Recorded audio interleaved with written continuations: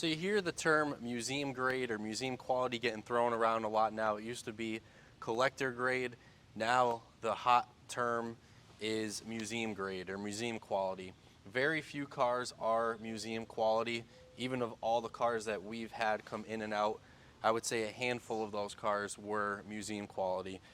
This car right here, museum quality, checks all the boxes when you're looking for something that is going to fit in that category. Single digit mile car, fully optioned, everything in the wrapper, high demand, low production number. This is a Sebring Orange 2019 ZR1 with the 3ZR package, which gives you the highest trim possible. Your ZTK option, which is the track package, giving you the high wing, giving you the front splitter with the winglets on the sides, and also your competition sport seats. This car is a 148 and change sticker, one of the higher ones that we've had. Some nice options are the dual roof. You have your luggage, 5-piece luggage set that is included. Carbon fiber wheel caps, the Sebring Orange design package, which is again the only color where you were able to get some of the options available for this particular model. You hear sometimes Sebring Orange, well, it was the most produced color. You have to kind of go back and put yourself in the time of when these cars were getting ordered. So in 2018, when these models were coming out and kind of getting spec'd for the upcoming year of 2019, the C8 was on everybody's radar.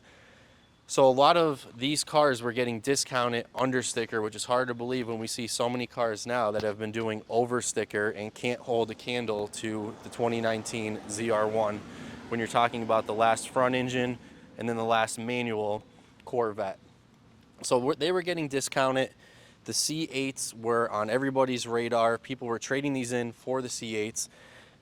And again, getting discounted below sticker. So the dealers initially, when these builds were coming out, were having to spec their cars themselves.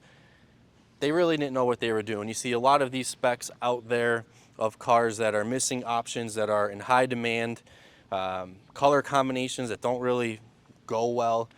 The Sebring Orange package kind of was foolproof. When you checked that box, it gave you so many good options that you didn't really have to worry about what color calipers do I get, what color stitching do I get. That was all taken care of. So some of the things that were included with the Sebring Orange package, and we've had a few of these already, and if you've seen our videos, you know where we're going with this. You have your painted carbon fiber trim along the front splitter. Again, the winglets is part of that track package. Orange calipers to go with the carbon flash wheels. Carbon fiber center caps for the wheels as well. That was an option. Then as you go into the interior, you have your orange stitching. Now again, this is a full wrapper car. We have not really seen many wrapper 2019 ZR1s. We have our yellow convertible. I've known about this particular car for a few years, have been following it. Believe it or not, the same owner originally owned our Striker Orange Viper as well. So it's pretty cool to kind of come full circle now and have both of these cars together again. And I got to give that owner kudos to speccing this car and speccing the Striker Orange car the way he did and leaving everything the way he did. Single digit mile cars, everything preserved, everything fully in the wrapper. And like I said, these cars, we look all the time. They just don't exist. Examples such as this where it's non-dealer prepped. It is the real stuff that was on here from day one. You see a lot of guys now trying to mimic wrapper cars and putting, fake plastic bags over the shifter or fake plastic over the steering wheel. But this is the real stuff. When you see the barcodes, factory stickers, all over it, whether it's in the interior, the tag on the shifter, whether it's on the windshield with transport stickers, you can't fabricate this stuff. Like this, again, is truly the real deal, and why I go back to where we started the video of it being a museum piece. Everything from the poster with the specific VIN is here. The window sticker still attached to the windshield. all the literature, car cover never taken out. Obviously, what would that be needed for in a 7-mile example? Just stunning, stunning example. Like I said, we've had so many of these cars. Head and shoulders the best one that we've had in terms of mileage, in terms of cars that are in the wrapper. Yes, we've had some that were more historically significant.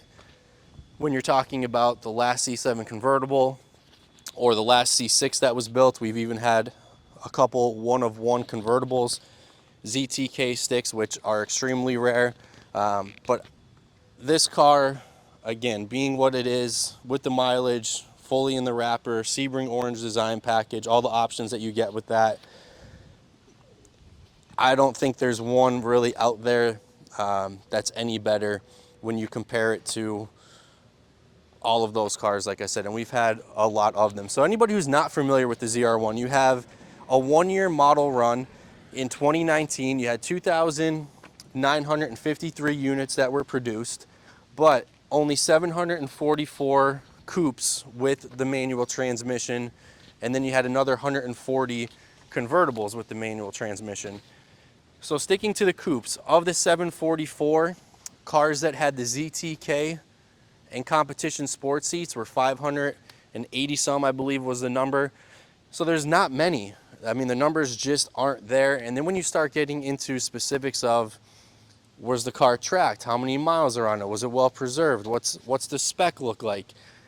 There's not a lot of these cars that are collector grade, let alone museum grade. And we kind of have to adjust the scale of even collector grade with these cars. What exactly is high-end collector grade for the ZR1s? Because when you're looking at the pool of cars that are out there, there's just not a lot of them that would fit the bill. Sometimes for collector grade cars, you're looking under 1,000 miles, 2,000 miles. So when you get one, even with a few 100 miles, like that is high-end collector grade examples. Our ceramic matrix grade that we have, I would put in the high collector grade example. But then this is a whole different tier when you jump up to museum grade. That takes it to a whole different level. And it's no different than when you go from collector grade to driver quality. Cars with thousands of miles, cars that have been tracked. But again, the last front engine, you have the LT5 supercharged, 755 horsepower, 715 pounds of torque. Really cool because it was the only year that they produced that motor. Can't get any more, they're not making any more. So it's not like you're gonna see a lot of these motors in resto mods or in other cars. They did have some that were put in resto mods, but you cannot go buy one of these crate motors anymore. So pretty neat that you have the last front engine, you have the last manual, you have kind of the last true feel of Corvette before this kind of jump to the supercar realm with the mid-engine. I mean, people who grew up with Corvette, this kind of feels a lot like the C2s. I think the C2s, obviously of the classic and muscle car world, are the top tier for a Corvette, but I think the C7s, a lot of people are now looking at saying that in terms of the modern muscle car world and Corvette world is going to be its peak. I'm not going to say there's not going to be cars that come out that outperform this. The C8 ZR1 is going to come out.